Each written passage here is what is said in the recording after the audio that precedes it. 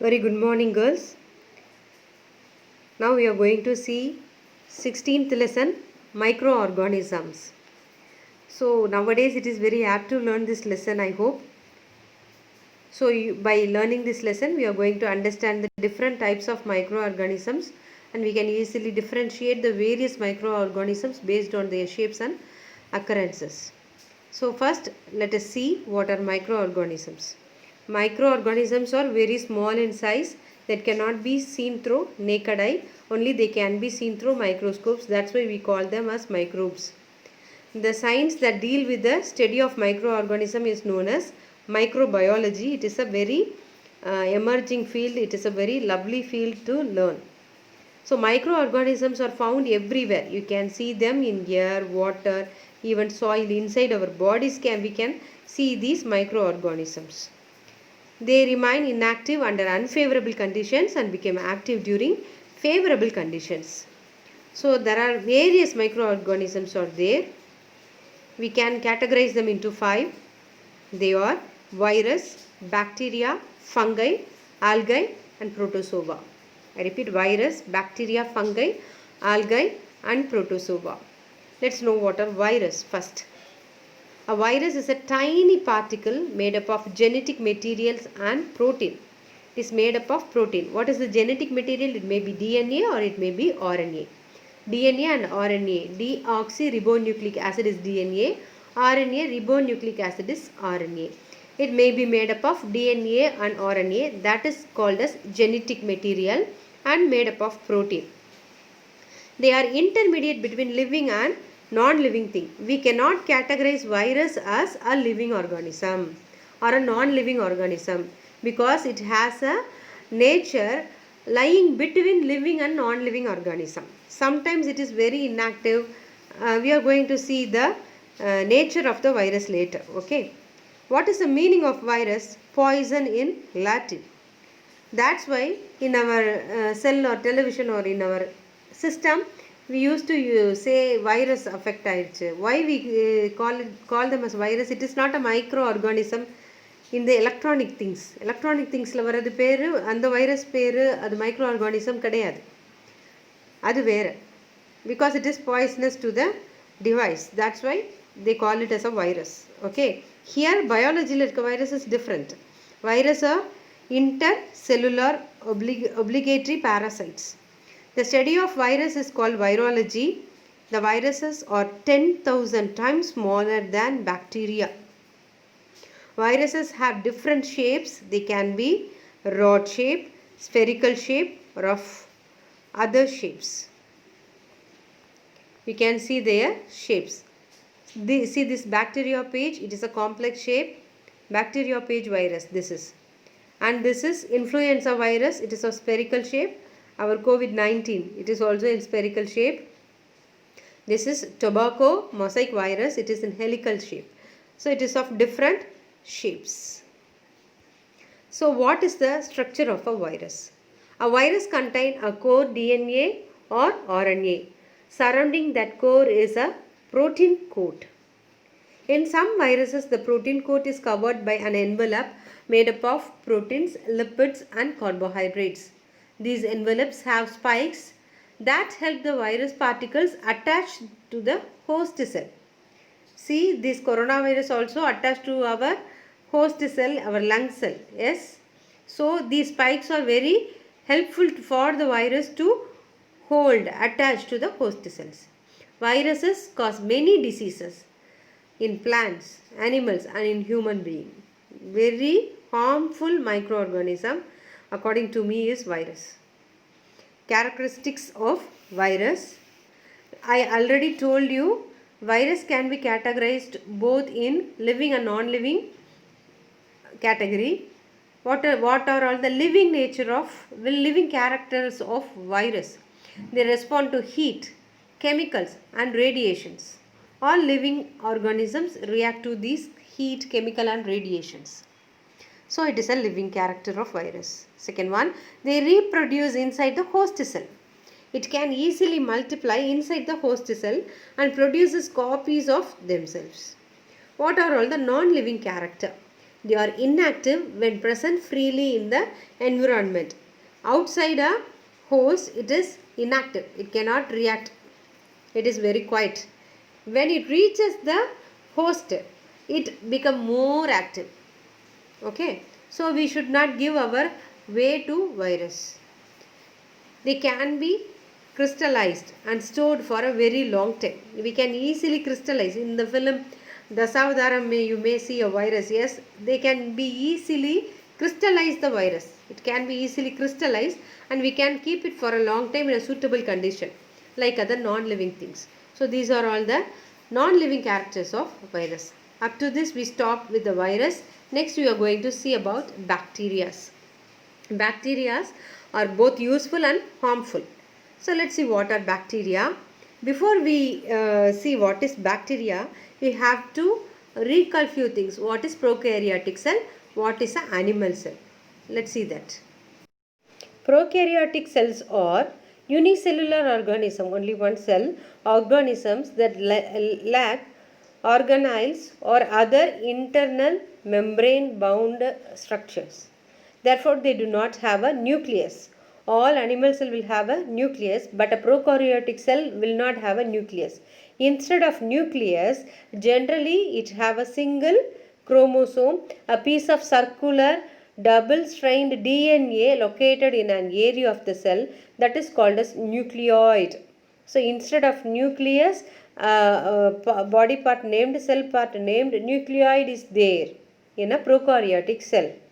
Okay, piece of circular double-stranded DNA, that is nucleoid. It will not have a nucleus, that is prokaryotic cell.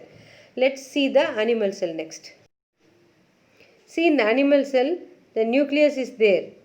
Yes, nuclear envelope is there. This nuclear envelope will not be in a prokaryotic cell. Nucleus also will not be there in a prokaryotic cell. Okay, Golgi apparatus is there. Ribosomes are there. And endoplasmic particles are there. So these are all the important things which are present in a animal cell. The bacteria cannot be considered as an animal cell because it doesn't have a nucleus. Even it has a Golgi particle, Golgi apparatus, etc. It is not considered as an animal cell. It is a prokaryotic cell because it does not have a nucleus or nuclear membrane. Instead it is having a nucleoid. Okay. These are all the two things I would like to explain you before I enter into bacteria. Now let's see what is bacteria. Bacteria are single-celled prokaryotic cell without nuclei, as I already told you. They are considered to be the first living organism on earth. Yes, bacteria are considered to be the first living organism on earth. The bacteria further developed into so many creatures according to science. Bacteria are grouped under the kingdom Monera. The study of bacteria is called bacteriology. The size of bacteria ranges from 1 micrometer to 5 micrometer.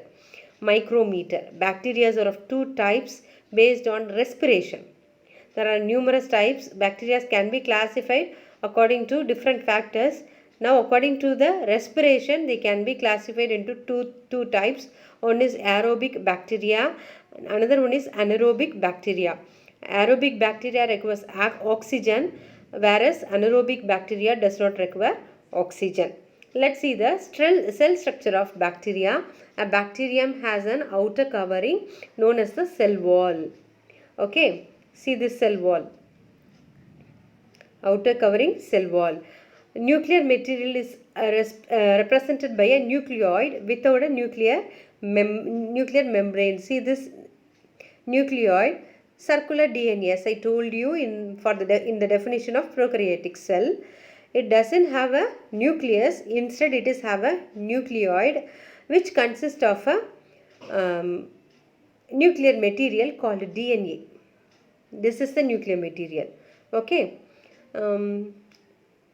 Protein synthesis is carried out by 70S ribosomes. That there are numerous types of ribosomes.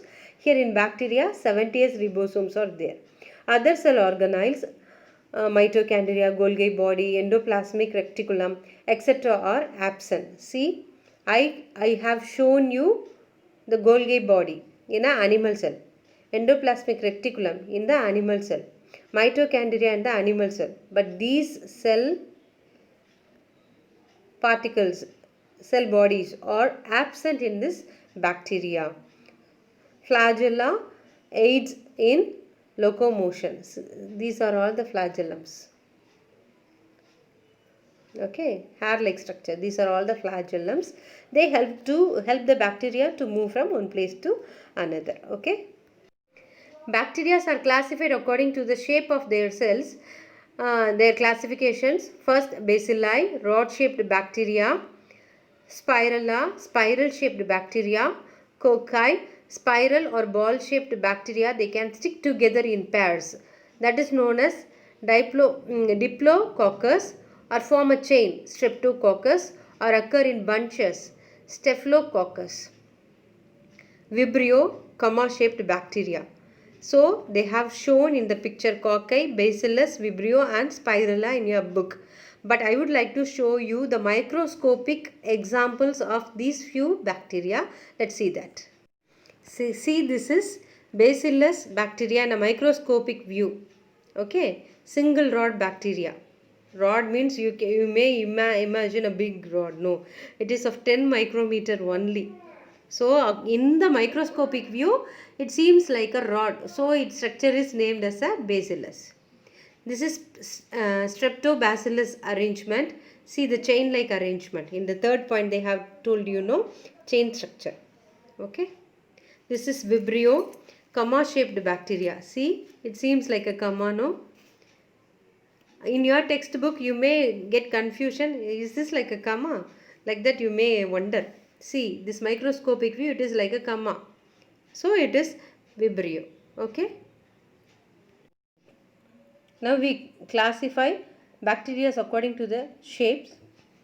Next, we are going to classify bacteria according to the number and arrangement of flagella.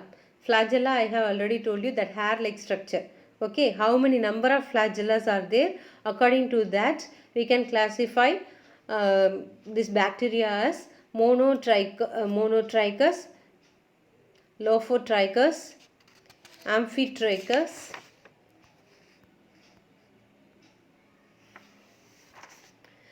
peritrichous, atrichous. Atrichous means it will not have any flagella. Monotrichous, it have one single flagella. Amphitrichous, it has two flagella. A bunch of flagella is lophotrichous. A flagella around the structure means peritrichous. Okay, I hope you all understand the classification according to the flagellation. Okay, bacteria can easily be found in many ways. For example, the curd we prepare, no, the bacteria responsible for that fermentation is lactobacillus bacilli. Okay, that is the bacteria. So the bacteria get their food in many ways. Photosynthesis, the bacteria which are capable to do photosynthesis, they prepare their food by their own way. Sometimes bacteria will not be photosynthetic bacteria. These kind of bacteria live in a harsh environment. They use a chemical like ammonia, hydrogen sulfide to produce their food instead of utilizing energy from the sun. So this process is known as chemosynthesis. Some bacteria exhibit symbiotic relation. That is, E. coli lives in the intestine of the man. Intestine, நம்மளோட குடலுக்குள்ள E. coli இருக்கும். Bacteria reproduce by fission. It can easily reproduce by fission. உடஞ்சு அதுவா multiple ஆகும். Okay, they have given you an activity. I would like to show the video for that. Take a 1 or 2 drops of buttermilk on a slide and spread it. Heat the slide slightly on a lamp for 3 to 4 seconds. Add a few drops of crystal violet, it is a chemical, and leave it for 30 to 60 seconds. Then wash the slide gently with water. Observe the slide under the compound microscope. You can easily see the bacteria. This is why you can easily separate see the bacteria in a microscopic way. Let's see that activity as a video. The following materials are used to perform this experiment.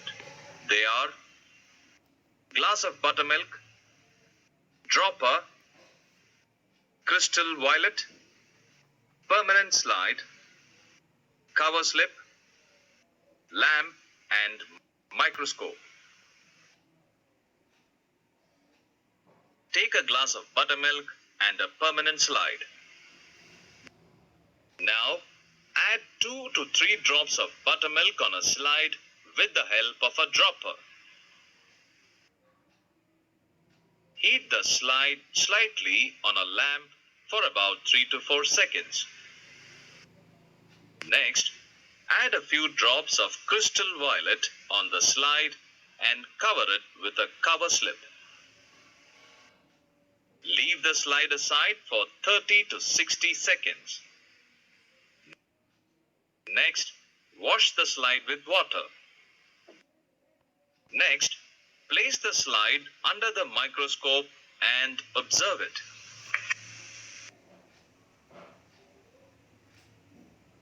Dark blue colored structures are observed from the microscope.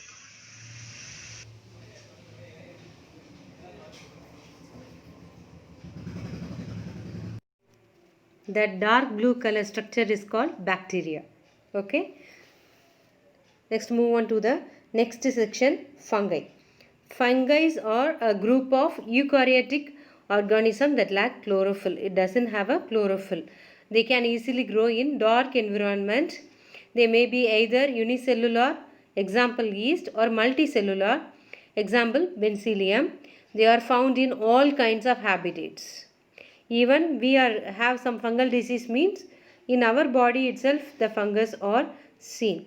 The study of fungi is called mycology. Some fungi are macroscopic, example mushroom.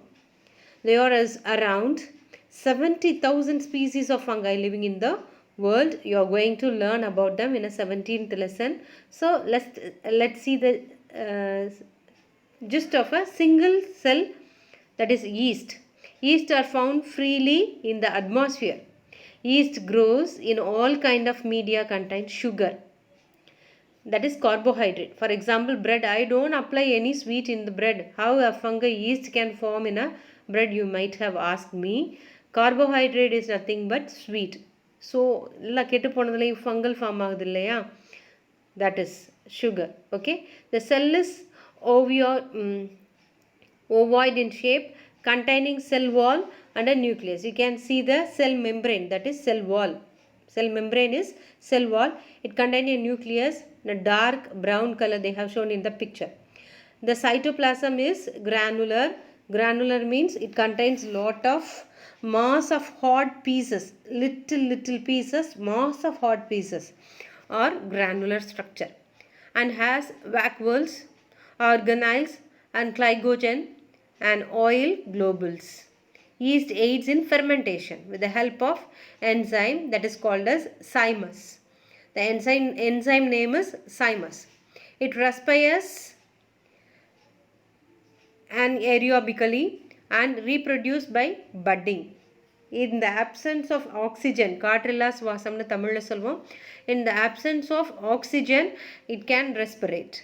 And also it can easily reproduce by budding, where in the bacteria the fission is happening. In yeast, budding is happening. Up to this I finish today's class. I hope you enjoyed today's class. Let's see the remaining portion in the next coming videos. Thank you.